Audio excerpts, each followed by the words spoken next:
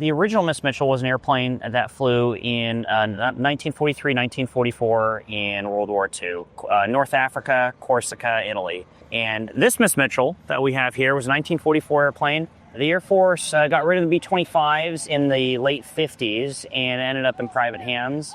Eventually ended up in the Twin Cities in Minneapolis, St. Paul, and was eventually donated to the Commemorative Air Force Minnesota wing in the 1980s. And after a 12-year restoration, its first flight was on the 50th anniversary of the Doolittle Raid.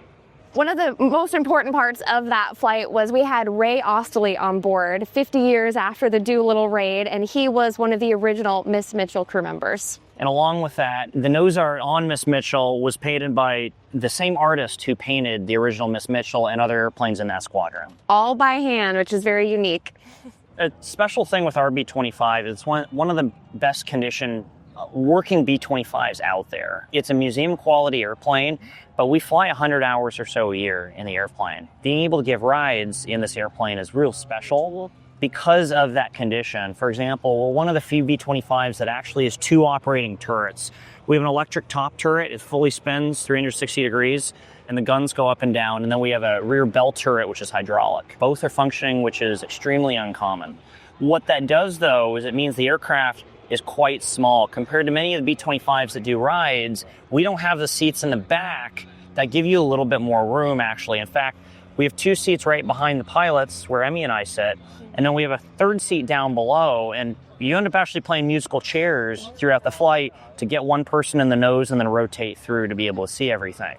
And the back is very similar because we have a full radio operator compartment. Much of the different equipment that was back there, the emergency equipment, as well as recently this year, we just added the ammo chutes that go all the way from the ammo cases in the mid-tail section all the way to the rear turret.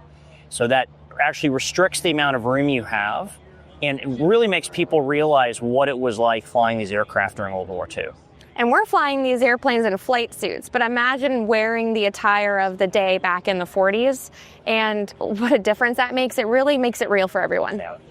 The restoration group we have within the Minnesota wing is quite incredible. In fact, we joke every year they find a way to add an extra 100 or 200 pounds to the airplane of other equipment they found. One great case of that's actually the seat cushions. Last year we had brand new seat cushions upholstered to the original spec because the color didn't match. One case is in the tail and the stars and bars, the pictures of the aircraft that we've used from the original Miss Mitchell to replicate. There's a picture where there was a vent that was pulled off the airplane and there's a bare metal spot in the stars and bars. So when we had it repainted, we left the bare metal spot there to make it just as accurate as possible. The warbird community, we have the Keep 'em Flying slogan. Keeping them flying means that we're remembering those that have come before us, and we're also paving the ways for those to come after us.